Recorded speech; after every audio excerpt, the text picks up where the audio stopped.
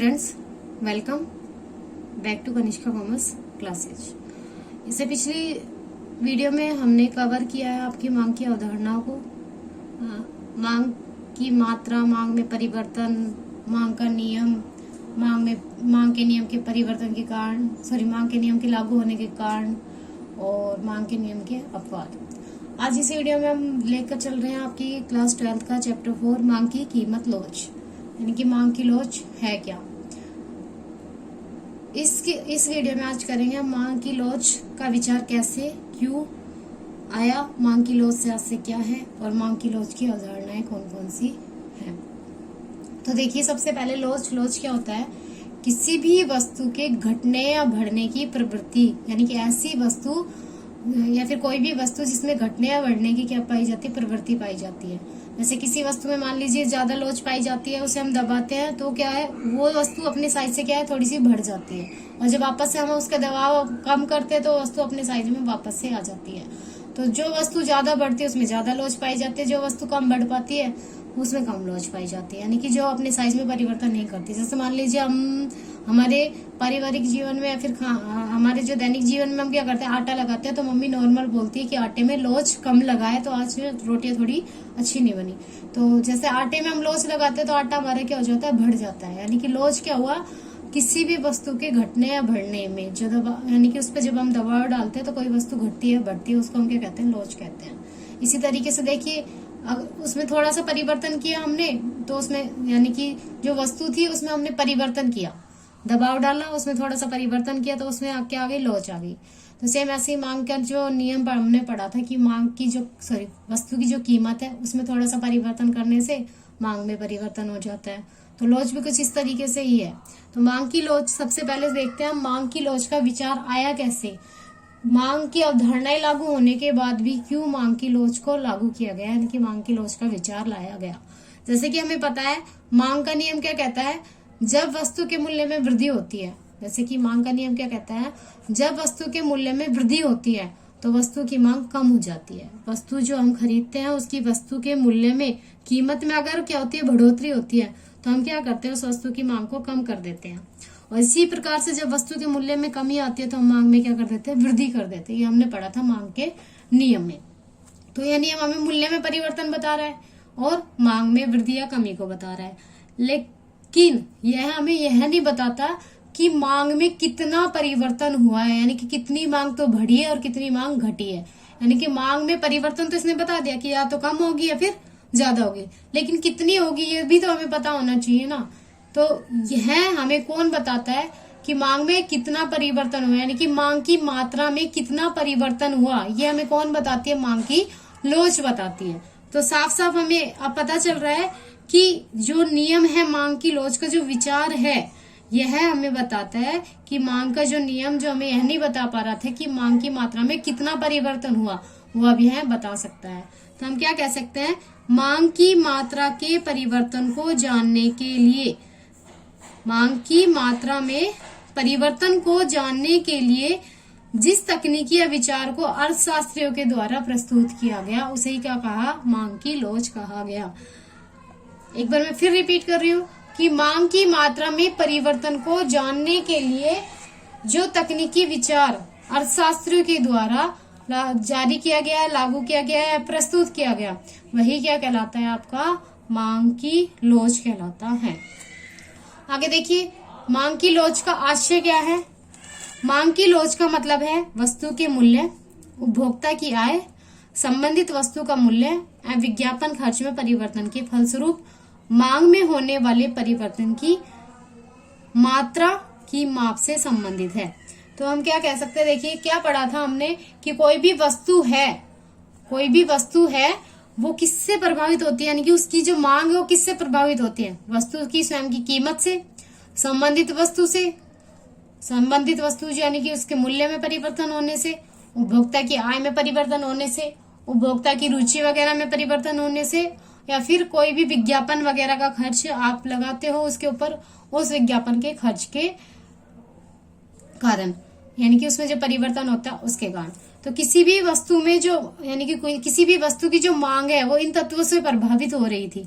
तो क्या कहा, मांग की लोच क्या हुई आपकी, वस्तु के मूल्य, उपभोक्ता की आय, संबंधित वस्तु का मूल्य, उपभोक्ता खर्च में परिवर्तन के फलस्वरूप मांग में होने वाले परिवर्तन की मात्रा के माप को बताना क्या कहलाता है? मांग की लोच।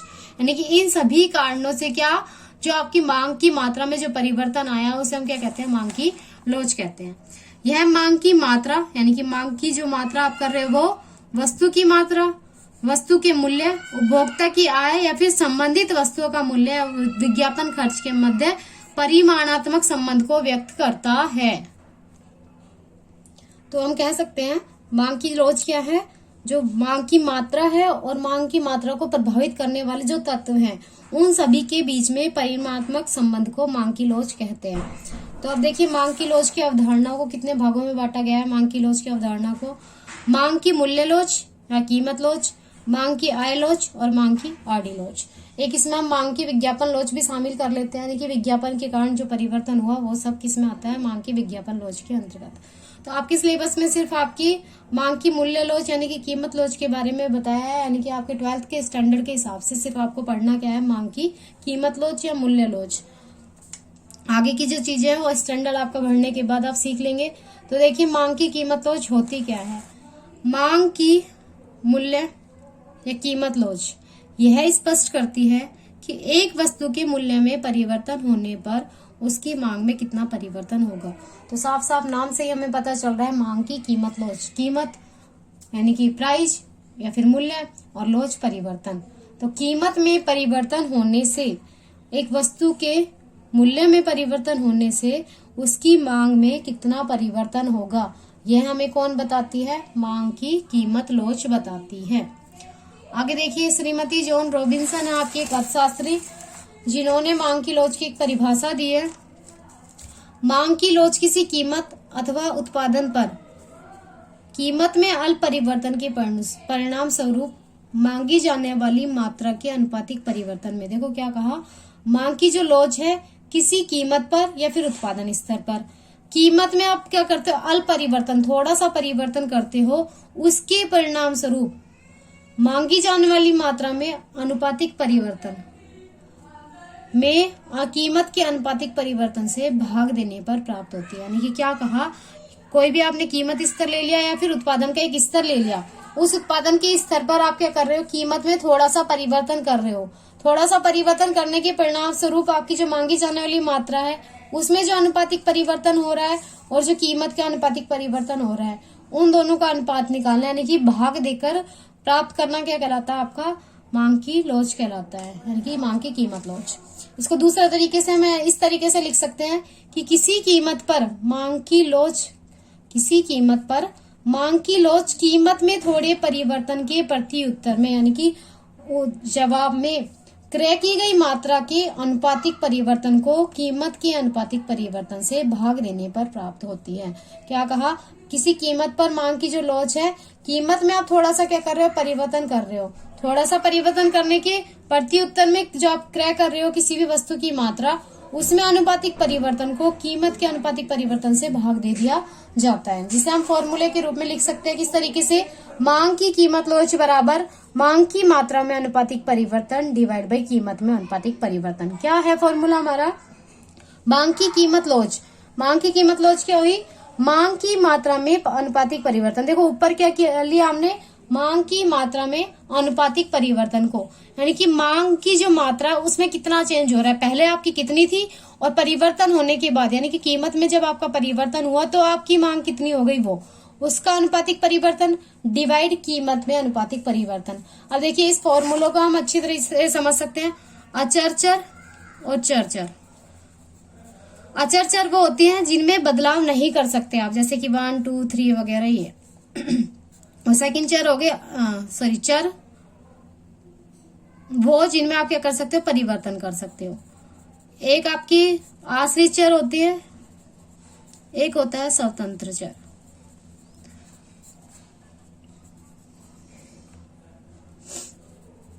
आश्रित चर वह चर होती है जो किसी दूसरे तत्व पर निर्भर रहती है और स्वतंत्र चर वह चर होती है जो किसी भी तत्व पर निर्भर नहीं रहती।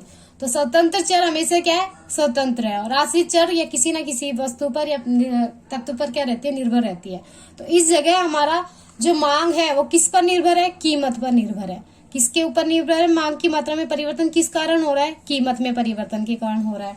तो कीमत में जो परिवर्तन हो रहा है उस परिवर्तन के कारण मांग की मात्रा में भी क्या हो जाता है, आपका परिवर्तन हो जाता है। तो फॉर्मूले को हम आसानी से याद कर सकते हैं कि जिस रीजन के कारण या जिस तत्व के कारण परिवर्तन होता है उस तत्व को हम कहाँ लेते हैं, नीचे लेते हैं, और जिसमें परिवर्तन होता है उसको हम क्या लेते हैं, ऊपर लेते हैं। जैसे कई बार कंफ्यूजन हो जाता है, ऊपर मांग में परिवर्तन लेना है कि कीमत में परिवर्तन लेना है। तो अब साफ साफ पता चल रहा है कि जिस तत्व के कारण किसी चीज में परिवर्तन होता है, यानी कि मांग में परिवर्तन हुआ किसके कारण, कीमत के कारण, तो कीमत को हम क्या ले लेंगे, डिवाइड में ले लेंगे, यानी कि नीचे ले लेंगे, और मांग की मात्रा में परिवर्तन हो रहा है तो मांग को क्या कर लेंगे, ऊपर ले लेंगे। या फिर दूसरा तरीका क्या है, आप क्या ज्ञात कर रहे हो, मांग की कीमत लॉस ज्ञात कर रहे हो तो आप कीमत को क्या कर लोगे, डिवाइड में ले लोगे, यानी कि भाग में ले लोगे। तो फॉर्मूला हमें अच्छे से याद हो जाएगा कि मांग की मात्रा में अनुपातिक परिवर्तन में कीमत के अनुपातिक परिवर्तन का क्या दे देते हैं, भाग दे देते हैं। तो हम क्या निकाल सकते हैं, मांग की कीमत लॉस को निकाल सकते हैं। इस फॉर्मूले को हम दूसरे तरीके से भी लिख सकते हैं, जैसे मांग की मात्रा में परिवर्तन, यानी कि मांग पहले कितनी थी और अब कितनी हुई, उन दोनों का डिफरेंस क्या है उसको हम लिख लेते हैं ऊपर, डिवाइड में मांग की प्रारंभिक मात्रा, यानी कि मांग पहले कितनी मांगी जा रही थी वो, कीमत में परिवर्तन डिवाइड प्रारंभिक कीमत, यानी कि कीमत में जो परिवर्तन हुआ वो ऊपर ले लेंगे और पहले जो आपकी कीमत थी वो कितनी थी वो ले लेंगे। इन दोनों को आपस में क्या कर लेंगे, डिवाइड करके मांग की कीमत लॉस को हम निकाल लेंगे। तो देखिए मांग की मात्रा में जो परिवर्तन हो रहा है, मांग को हम किस से डिनोट कर सकते हैं, क्यू से, और प्राइस को किससे डिनोट कर सकते हो आप, पी से। तो मांग की मात्रा में परिवर्तन हो रहा है तो हम इसको लिख सकते हैं चेंज इन क्यू, और पहले आपकी मांग कितनी थी उसका हम Q0 लिख सकते हैं, और कीमत में परिवर्तन को आप क्या लिख सकते हो, चेंज इन P, और पहले आपकी प्राइस कितनी थी, P0। तो इसको इस तरीके से भी हम लिख सकते हैं। तो इसको इस फॉर्मेट में आप देखिए, ये डिवाइड की फॉर्म में है, डिवाइड की फॉर्म को मल्टीपल की फॉर्म में लाने के लिए हम क्या करते हैं, जो आपका नीचे वाला पार्ट है वो ऊपर चला जाता है और ऊपर वाला पार्ट क्या है, नीचे आ जाता है, इस तरीके से लिखते हैं। तो देखिए हमारा फॉर्मूला कुछ इस तरीके से बना हुआ है, change in Q divide by Q0 divide change in P divide P0। अब जैसे कि मैथ्स का रूल है, 4 बिल्डिंग नहीं बन सकती तो हमें इसको 3 बिल्डिंग में कन्वर्ट करना पड़ेगा। कन्वर्ट करेंगे तो नीचे वाला क्या हो जाता है, ऊपर मल्टीप्लाई के फॉर्म में चला जाता है। तो क्या फॉर्मूला बन जाए आपका, change in Q divide by change in P multiply में P डिवाइड Q, ये आपका फॉर्मूला बन जाएगा। तो आप देखिए एक क्वेश्चन करके देखते हैं इससे, क्योंकि एग्जाम में मोस्टली कई बार आपसे क्वेश्चन पूछ लिए जाते हैं। तो एक क्वेश्चन देख लेते हैं, जब कीमत 7 रुपए से बढ़कर 10 रुपए होती है तो किसी वस्तु की मांग 6 इकाई से गिरकर 4 इकाइयां हो जाती है। इस स्थिति में मांग की कीमत लॉस की गणना कीजिए। जैसे पहले हम क्वेश्चन को शॉर्ट रूम में क्या कर लेते हैं, लिख लेते हैं, गिवन क्या क्या है हमें वो लिख लेते हैं। तो देखिए क्या दे रखा हमें पहले प्राइस कितना था, P7, बाद में कितना हुआ, P1 10, Q0 पहले इकाइयां कितनी मांगी जा रही थी 6, Q1 अब कितनी मांगी जा रही है 4। देखिए P0 हमारा पहले प्राइस था 7, अब बढ़कर कितना हो गया 10। पहले हमारी क्वांटिटी कितनी मांगी जा रही थी 6, जो घटकर अब क्या हो गई 4। तो फॉर्मूले के हिसाब से हमें क्या निकालना है, सबसे पहले change in Q। Change in Q निकालेंगे तो किस तरीके से निकालेंगे, प्रारंभिक कीमत कितनी थी आपकी, प्रारंभिक मांग कितनी थी आपकी 6, और नई मांग यानी कि अब मांग कितनी कर रहे हो आप 4, तो Q0 माइनस Q1, तो कितना निकल के आया आपका 2। अब आपको फॉर्मूले के हिसाब से क्या चाहिए, change in P। Change in P कैसे निकालोगे भाई, आपका P0 माइनस P1। P0 पहले कितना था आपका 7, अब P1 कितना है आपका 10, कितनी आई आपकी चेंज इन प्राइस -3। देखिए -3, जैसा कि हमें पता है प्राइस में और क्वांटिटी में कौन सा संबंध पाया जाता है, इनवर्स, यानी कि उल्टा संबंध पाया जाता है, प्रतिलोम संबंध पाया जाता है। तो आपका जो मांग की लॉस निकल के आएगी वो भी कैसे निकल के आएगी, ऋणात्मक निकल के आएगी। तो जब आप कैलकुलेशन करोगे तो माइनस के साइन को आपको ध्यान में नहीं रखना है, लेकिन आप लास्ट में आप क्या कर सकते हो, जो आप मांग की लॉस को आप लिखोगे उसे माइनस के साइन से आप क्या कर सकते हो, डिनोट कर सकते हो। तो आप क्वेश्चन सॉल्व करते हैं फॉर्मूले के हिसाब से, क्या है चेंज इन Q। तो चेंज इन Q हमारा कितना निकल के आया 2, चेंज इन पी कितना निकल के आया हमारा 3 माइनस का 3 जो हम 3 से उसे लिख सकते हैं। मल्टीप्लाई में पी प्राइस कितना है आपका पहले 7 और क्वांटिटी कितनी है आपकी 6। तो देखिए 6 को 2 से आप कट कर सकते हो। 2 1 2 2 3 6 2/3 आया और 7/3 आया, सॉरी 1/3 आया और 7/3 आया। तो 7 को 1 से मल्टीप्लाई किया 7 आया, 3 को 9 से मल्टीप्लाई किया 9 आया और 7 को 9 से डिवाइड करेंगे तो क्या आएगा 0.77। ये हमारा क्या आ जाएगा आंसर।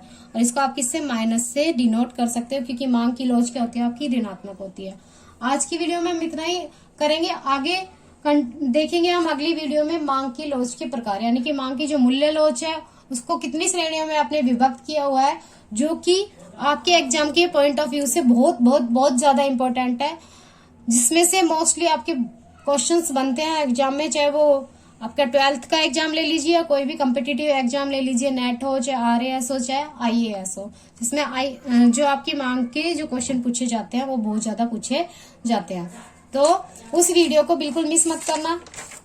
आज का आपका होमवर्क है, आपको ये क्वेश्चन आपको करके देखना है।